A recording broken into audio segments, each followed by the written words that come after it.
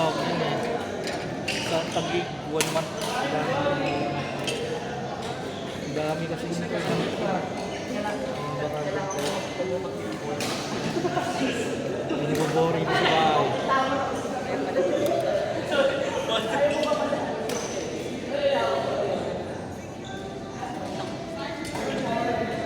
Nagpapa-order ko pa rin ng hindi, ikaw yung nagpapa-order ng hindi ba?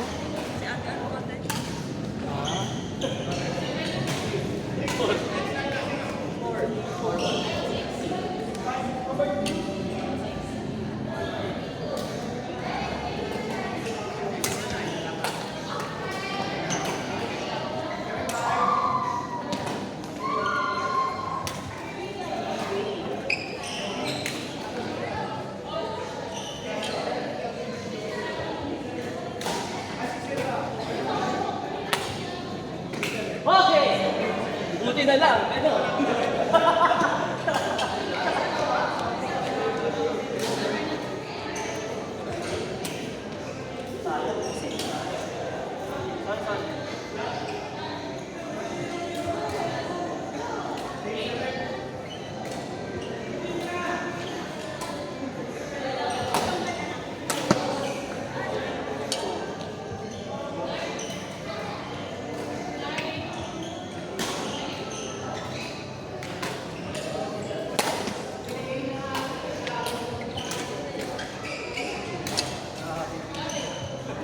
Flexible? Sobrang flexible.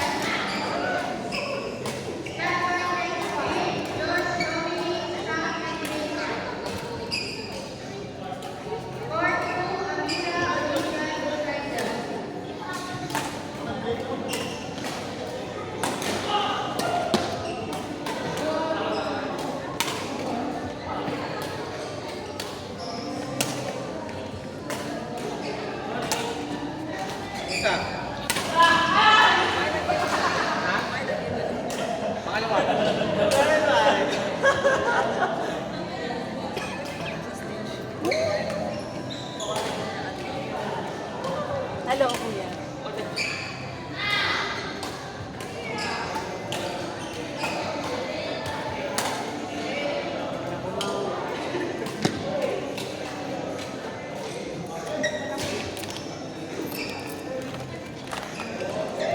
Mahugot ngayon sa mura sa awit eh.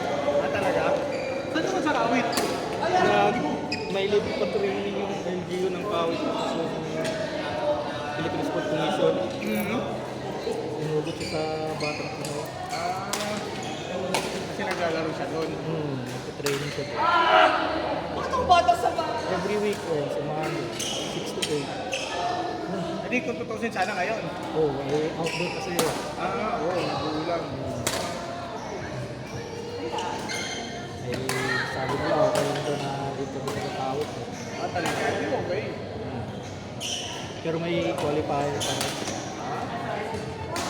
problema dun, single sa kanong lalaro Laro niya, oo.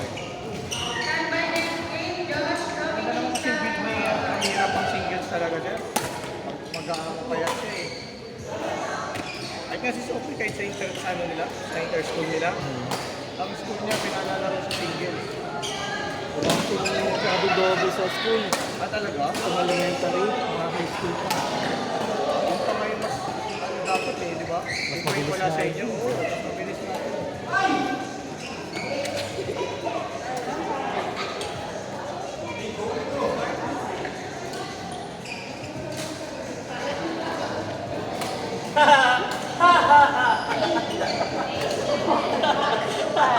Malapit na rin yung mga inter-school, di ba? Oo, sa school nila, iba yung prayo ng school nila eh. Ay, gano'n? Softball tapos yung football. Hanggang ngayon, hindi pa rin nakapag-tryout ng badminton. Baka hindi siguro sa kanila demand ng ano. Oo.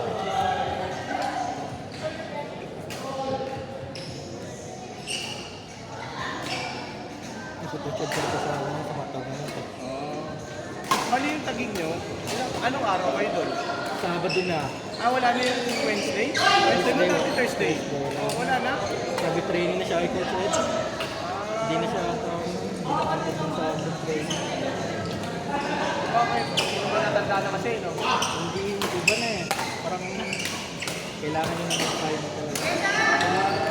Hindi, tsaka kasi baka kasi ang ano ni dahil puro ano ata eh.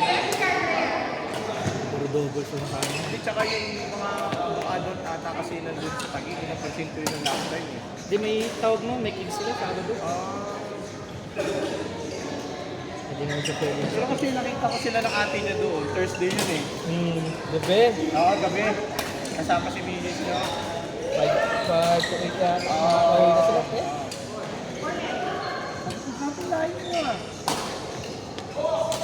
Hindi, wala na siya naman si Coach Ed. Kasi di ba dati dito yun? Oo.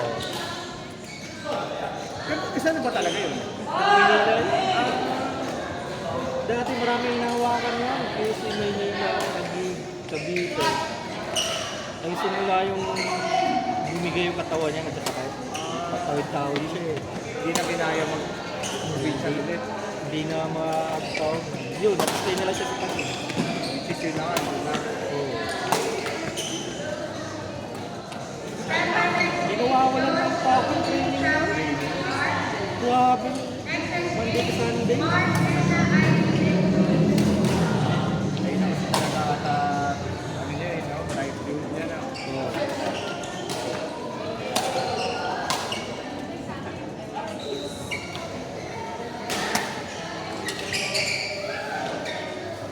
Yan, kung pang pwede sila sa tournament.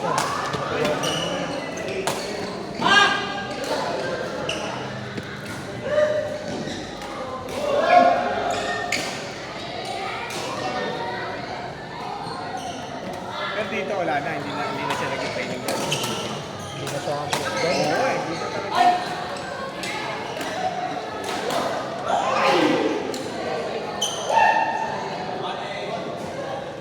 Pero may private training siya dito sa isa yata. Ay, hindi ko lang alam. Meron yata ng private training. Pero yung oras kasi, pwede kaya meron. Hindi rin pwede.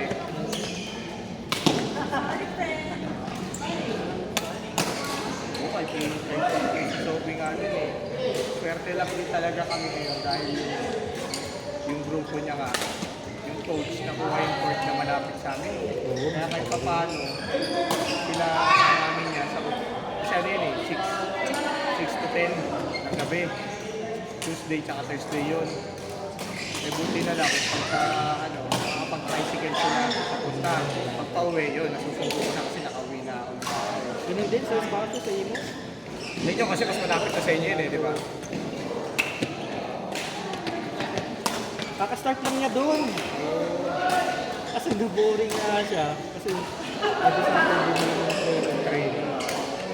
Saka ang hirap din pag nawala yung ano ng bata, tumitigas yun.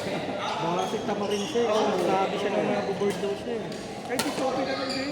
Saka inaasama eh, sa ulap, ano, kapag kasi dalawa lang tumayo. Minsan kasi ganun. Dalawa lang sila dun sa lugar namin. Tinutuloy pa rin ng coach nila. Sabi ko, ano na, okay lang ba sa'yo? Kasi minsan, yun ang dati. Itis nung na-appreciate, sabi ko, ay, ganda pala. Kasi parang normal lang din yung bayan, pero lumalas parang private yung training.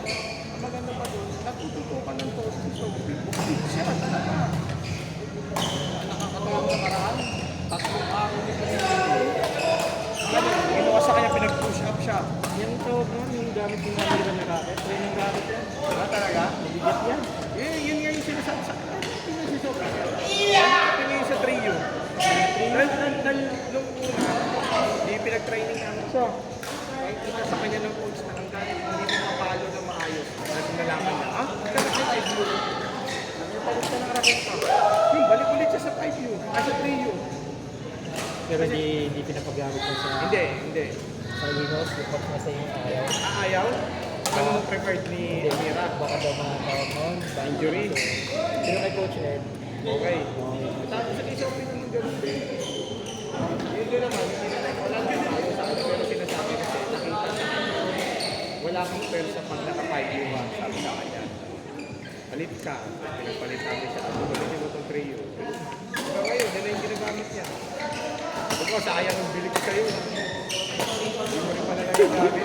Pinapahiram lang dapat kay Coach Ed yan eh. Pinapadala sa kanya. Sabi ko, bilhin na lang natin. Baka masira. Siya na magandang trio na si Apex. Ang dami si Apex na sa 1,000. Pamilya talaga. Kasi may 1,000 plus daw. Matagal nga lang sa Shopee. 2 weeks na lang yung dating. Ayun, galing Malaysia. Ang sa Inos kasi more on singles. Ganda rin build ng palo. Ang iba na.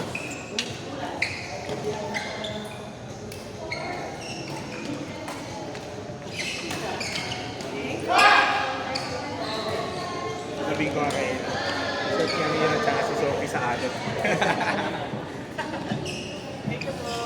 Ay, sorry. Court! Init.